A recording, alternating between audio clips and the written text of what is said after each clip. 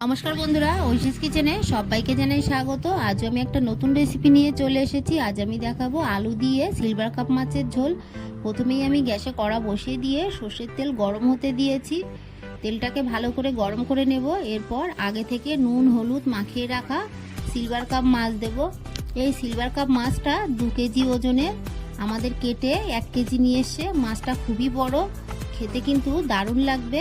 এইভাবে যদি silver cup মাছ আলু দিয়ে রান্না করেন, দেখবেন রুই কাতলা মাছের থেকেও এই মাছটা খেতে বেশি ভালো লাগবে। মাছগুলোকে দিয়ে আমি কয়েক মিনিট এইভাবে রেখে এরপর উল্টে দেব। সিলভার কাপ মাছ খুব সাবধানে উল্টাবেন। মাছটা একটু নরম হয়, তবে খুব কড়া করে ভাজলে খেতে ভালো লাগবে, নরম লাগবে না। আর এটা বড় মাছ, পাকা মাছ, তাই মাছটা অতটা নরম লাগেনি, খেতে কিন্তু দারুণ লেগেছে।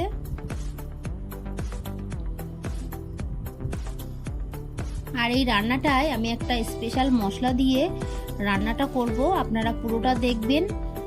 এইভাবে রান্না করবেন, দেখবেন ভালো লাগবে।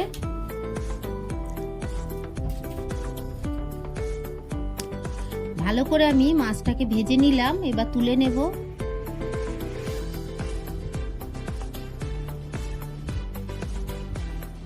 সিলভার কাপ মাছ খুব ভালো করেই ভেজে নিতে হবে।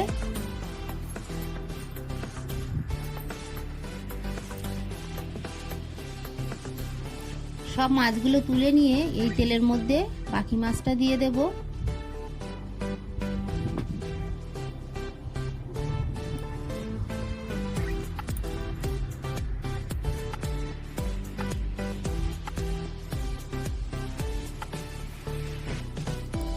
বাকি মাছগুলোকে দিয়ে একইভাবে ভালো করে ভেজে নেব।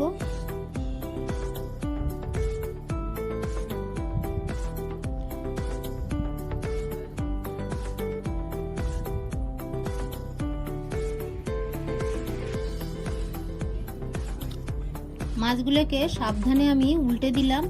দেখুন, একটা বড় সাইজের মাছ দুজন ভাগ করে নিয়েছে, তাই লেজাটাকেও 2 ভাগ করে দিয়েছে।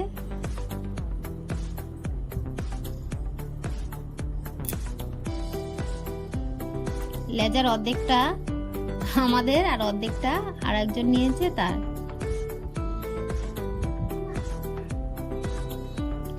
মাছগুলোকে ভেজে নিলাম, এবার তুলে নিলাম। এই তেলের মধ্যে মাছের মাথাটা ভেজে নেব। মাথাটারও অর্ধেকটা আমরা পেয়েছি। মাথাটা দেখেই তো বুঝতে পাচ্ছেন মাছটা কতটা বড়।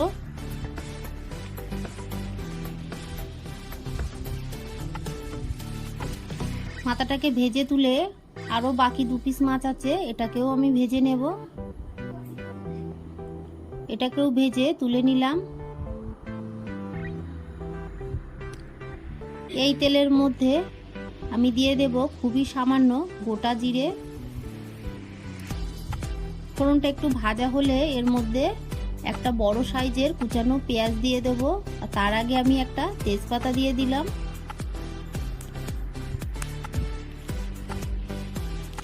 ছোট পেঁয়াজ থাকলে 2টো দেবেন, আর বড় পেঁয়াজ হলে একটা দিলেই হয়ে যাবে। পেঁয়াজটাকে নেড়ে পেঁয়াজের গায়ে কালার আসা পর্যন্ত ভেজে নেব। পেঁয়াজটাকে দেখুন আমি ভেজে নিয়েছি। এবার একটা টমেটো কুচি দিলাম, দিয়ে দিলাম কাঁচা লঙ্কা। ঝালটা আপনারা বুঝে দেবেন। এবার ভালো করে নেড়ে টমেটোটাকে ভেজে নেব।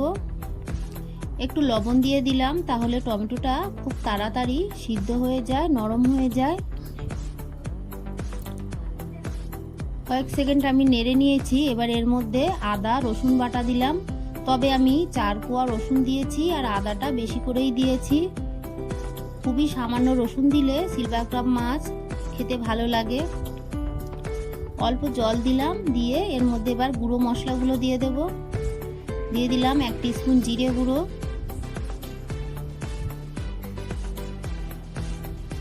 দিয়ে দিলাম লাল লঙ্কার গুঁড়ো, দিয়ে দিলাম 1/2 টিস্পুন গোলমরিচ গুঁড়ো। দিয়ে মশলাটাকে একটু নেড়ে নেব। এরপর এর মধ্যে দিয়ে দেব হলুদ গুঁড়ো,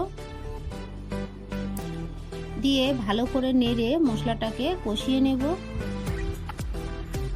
মশলাটাকে ভালো করে কষিয়ে নিয়ে আলুটাকে দিয়ে দিলাম। আলুটাকে আমি আগে থেকে একটু সিদ্ধ করে নিয়েছি, 40% আলুটাকে সিদ্ধ করে নিয়েছি। এরপর খুব ভালো করে কষিয়ে নিয়ে জল দিয়ে দিলাম। জলটাকে দিয়ে ঢাকা চাপা দিয়ে ফুটিয়ে নেব।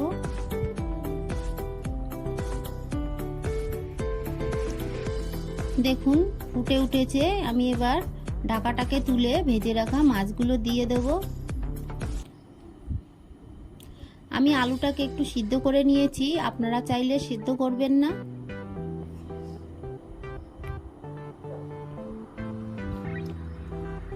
সব মাছগুলোকে দিয়ে আমি ঢাকা দিয়ে কয়েক মিনিট ফুটিয়ে নেব।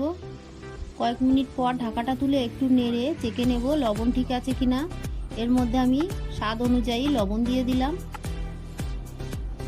দিয়ে বেশ কিছুক্ষণ ফুটিয়ে নেব। বেশ কিছুক্ষণ আমি ফুটিয়ে নিয়েছি, রান্নাটা হয়ে গেছে। এই সময় আমি গোটা শুকনো লঙ্কা, গোটা জিরে আর গোটা ধনে শুকনো খোলায় নেড়ে গুঁড়ো করে 1 টিস্পুন দিয়ে দিলাম। এরপর আমি দিয়ে দিলাম সানরাইজের শাহি গরম মশলা, দিয়ে ভালো করে মিশিয়ে নিয়ে নামিয়ে দেব। এই রান্নায় এইভাবে যদি একবার করেন দেখবেন খেতে ভালো লাগবে। যারা সিলভার কাপ মাছ খেতে চায় না তারাও খাবে।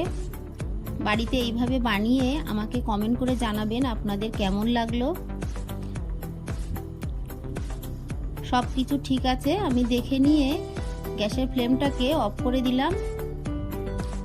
দেখুন 2 থেকে 3 মিনিট আমি ঢাকা চাপা দিয়ে তারপর আপনাদের দেখাবো। দেখুন কতটা সুন্দর কালার হয়েছে। আমার এই রেসিপিটি আপনাদের ভালো লাগলে প্লিজ আমার চ্যানেলটিকে সাবস্ক্রাইব করে পাশে থাকা বেল আইকনটি ক্লিক করে দেবেন। তাহলে আমার নতুন নতুন ভিডিওর নোটিফিকেশন আপনাদের কাছে পৌঁছে যাবে।